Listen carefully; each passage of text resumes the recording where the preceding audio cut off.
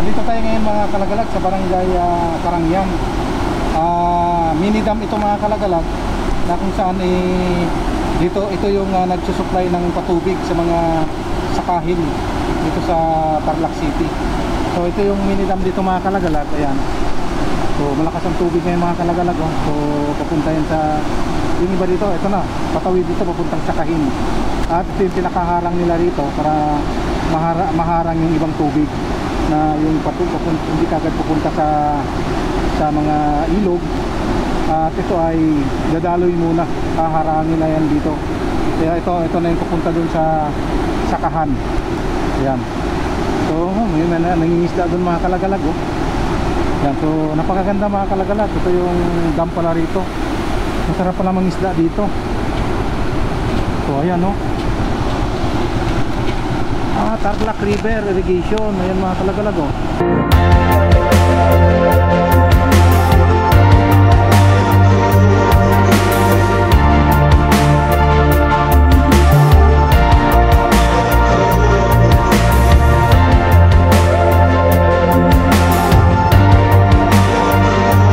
Isang mapagpalang araw po sa ating lahat. Ito ang RC Lagalag TV. Mga kalagalag, panibagong araw, panibagong vlog at panibagong adventure na naman ang ating gagawin sa araw na ito. Mga kalagalag, kung bago ka pa lang sa aking channel, huwag mong kalimutan na mag-like, share, subscribe at pindutin mo na rin yung notification bell para lagi kang updated sa mga video kong i-upload. At ngayong araw mga kalagalag, tayo ay muling mamamasyal. At pasyalan natin mga kalagalag itong barangay Karangyan, Tarlac City. Ayan. So ang papasyalan natin dyan mga kalagalag, itong riverside. At parang mayroong ginagawang dike dyan mga kalagalag. At sisilipin tuloy natin yung ginagawang dike dyan hanggang dito sa may barangay Tibag. Yan. Puro sa riverside yan. At parang malawak yung ginagawa dyan mga kalagalag. Hindi pa natin napupuntahan yan. So silipin lang natin yung project dyan kung natapos na ba. Yan yung nagbibigay protection din sa barangay Karangyan at barangay Tibag. Gayon din dito sa may San Jose de Urquico, hanggang doon papunta sa may barangay Balanti. At mahaba yung dike diyan na ginagawa nila mga kalagalag. At yun yung ating explore ngayon. Itong lugar dito mga kalagalag, sakop na ito ng barangay Karangyan. Barangay Karangyan, Tarlac City. Itong nasa right side natin. Pero itong halos nasa left side, parang San Pablo yata ang sakop dyan.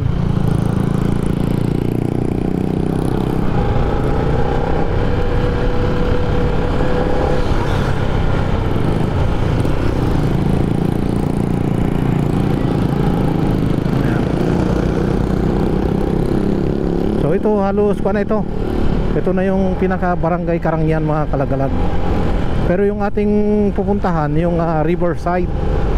Then pagkatapos dyan, diretso tayo ng susundan natin yung dike, yung mega dike papunta sa barangay Armenia.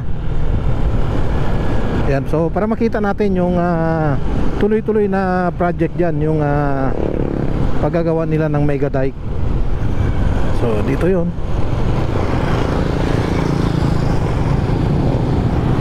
Yan, so liko tayo dito mga kalagalag.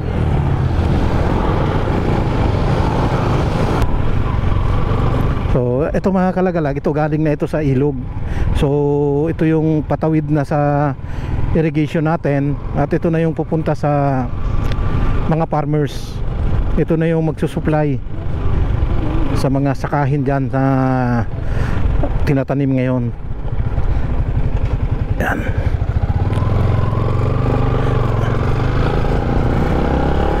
Ito sakop ito ng barangay Karangyan, pero yung kabilang ilog dun mga kalagalag, yun ay sakop ng barangay Tibag. Marami palang hams dito. Pero maganda yung tubig ngayon mga kalagalag, malinaw na siya.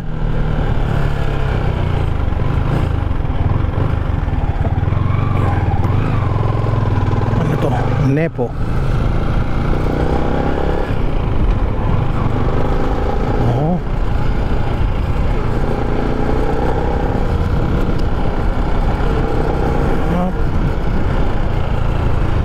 Ay, ano to? May dam dito mga kalagalag. Ayan oh. So, andito tayo ngayon mga kalagalag sa barangay Karangyan. Mini dam ito mga kalagalag, na kung saan dito ito yung nagsusupply ng patubig sa mga sakahin dito sa Tarlac City. So ito yung mini dam dito mga kalagalag. Ayan. So malakas ang tubig ngayon mga kalagalag oh. So papunta yan sa yung iba dito, ito na, patawid dito papuntang sakahin. At ito yung pinakaharang nila rito para maharang yung ibang tubig na yung hindi kagad pupunta sa mga ilog. At ito ay dadaloy muna, haharangin na yan dito. Kaya ito na yung pupunta dun sa sakahan. Ayan. So may nangingisda dun mga kalagalag oh. Ayan, so napakaganda mga kalagalag. Ito yung dam pala rito. Masarap pala mangisda dito. So ayan no. Tarlac River Irrigation. Ayan mga kalagalag oh. Ayan. So ikutan lang natin ito mga kalagalag. Ayan no.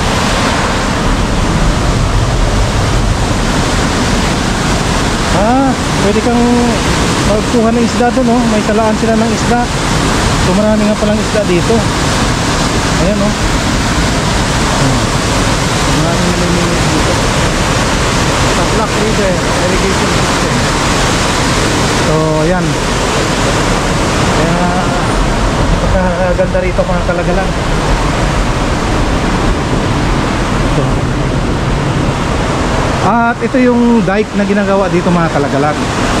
So kung nakikita natin yan yung pinaka mega dike na ginagawa dyan. Ayan oh. Hanggang dun yan sa kabila mga kalagalag oh. Ayan, so yan barangay Tibag na kasi yan dyan mga kalagalag. At sa gawi rito is barangay Balanti. Ayan. Ikutin pa natin ito mga kalagalag. Itong barangay Karangyan. Hindi ko alam kung sakop pa ito ng barangay Karangyan dito sa gawi dito. Magdudugtong din pala pagka doon tayo pumasok sa kabila. So ikutan lang natin to. So barangay Karangyan pa ito mga kalagalag. Barangay Karangyan. So puntahan pa natin yung pinakadulo ng dike na ito. Kasi titignan din natin baka may tagusan dito papunta sa barangay San Jose de Urquico mga kalagalag. Baka sakaling may tagusan dito, di tatagos na tayo doon sa barangay San Jose de Urquico. Ayan.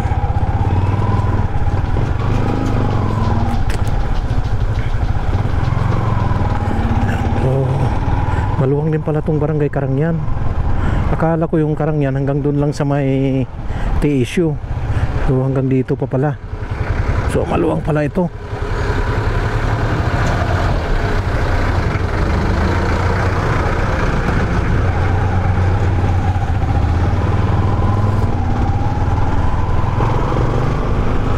Pagka nandun tayo sa may San Jose de Urquico mga kalagalag, natatanaw natin may ginagawang mega dike.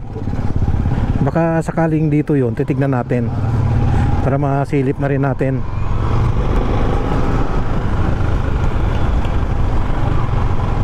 Maganda pala yung view dito. Ngayon ko lang din napasok ito mga kalagalag, itong lugar na ito. Ayan.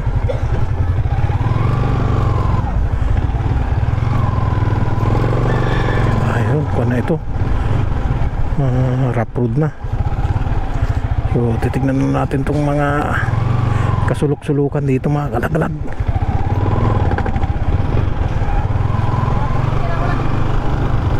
Ayun, kung saan tatagos ito. Yung ilog, wala na, malayo na sa ilog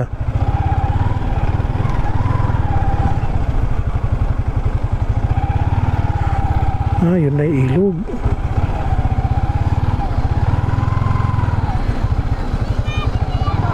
Tingnan natin kung may palabas ito.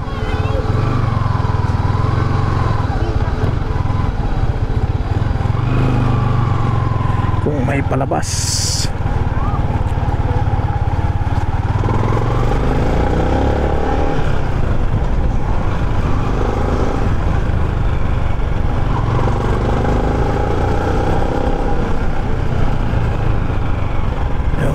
Fiesta yata dito mga kalagalag Ito pala mga kalagalag, dinaanan natin San Pablo ang lulusutan niya. So lulusot tayo ng San Pablo. Ito San Pablo na ito mga kalagalag. Then San Jose de Urquico. Kita mo naman yan napasok na naman natin yung daan na hindi natin alam. At na-discovery na naman natin yung mga shortcutan dito. Yun lang. So ito rough road. At ito yung simbahan dito mga kalagalag ng San Pablo. Ayan.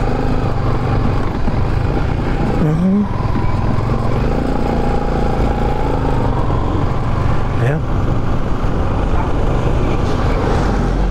Marami lang truck dito mga kalagalag. Ito San Pablo na ito. Ang cute ng bahay mga kalagalag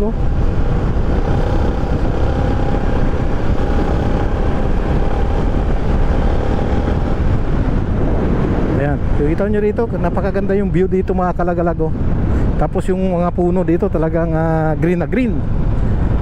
Napakaganda yung tanawin.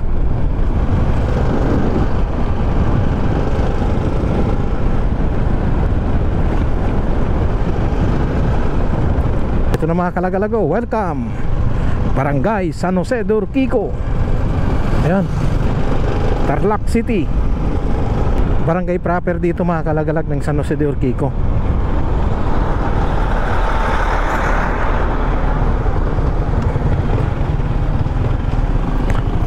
Yan.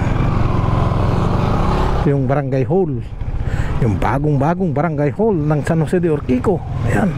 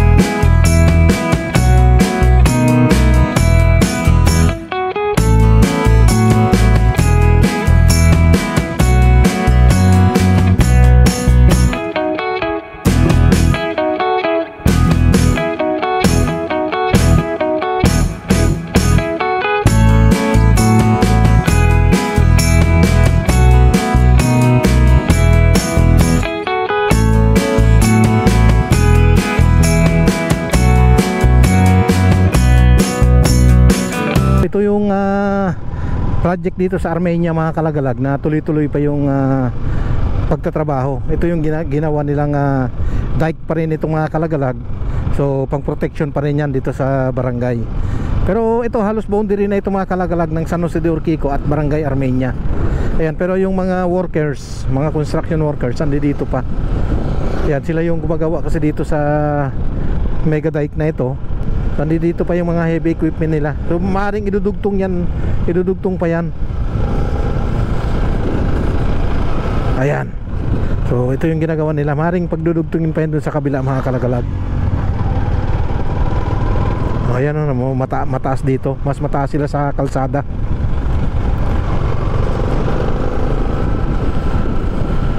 Pero halos tapos na rin ito. Patapos na rin.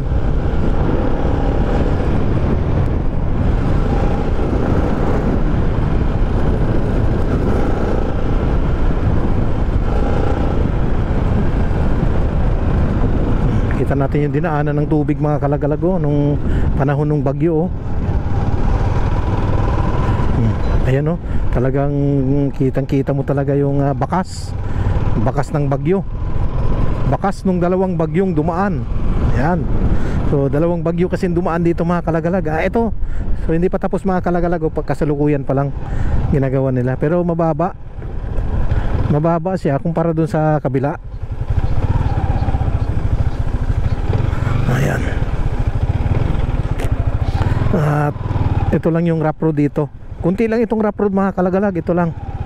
Siguro mga nasa 200 meters yata ito o 300 meters mga ganon. O 200 meters itong rough road na ito. Ayan. Bakas ng bagyo. Pero maganda ngayon at may tubig pa rin siya kahit paano. Kasi pagdating nitong El Nino talaga mga kalagalag, nako, tuyong tuyo yan. Kahit gadapatak na tubig, wala kang makikita dyan. Kaya maganda yung mayroon ka talagang dam para makakapag-ipon ng tubig.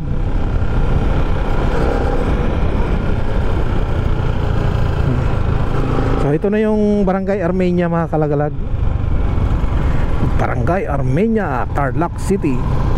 Ikot na natin mga kalagalag. Ito nga Barangay Carangyan, Barangay Carangyan, Barangay San Pablo, San Jose de Urquico, at itong Barangay Armenia. So sinundan lang natin yung dike dyan mga kalagalag na ginagawa nila, o yung mega dike na kasalukuyang ginagawa ngayon. At dito may ginagawa rin kalsada dito mga kalagalag, oh. Ngayon yung backhoe na yan, gumagawa ng kalsada yan. So papunta dun sa kabilang irrigation. At maraming project pa dito na nadadaanan natin o nakikita natin sa Tarlac City. At kita nyo naman talagang yan, oh, bagong kalsada. So patawid dyan dun sa kabila mga kalagalag. At dito na natin putulin mga kalagalag itong ating pagbablog. At muli, ako'y nagpapasalamat dun sa mga nag-like, nag-share, nag-subscribe sa aking channel. Maraming salamat sa inyo, sa inyong walang sawang suporta. God bless at ingat po tayong lahat.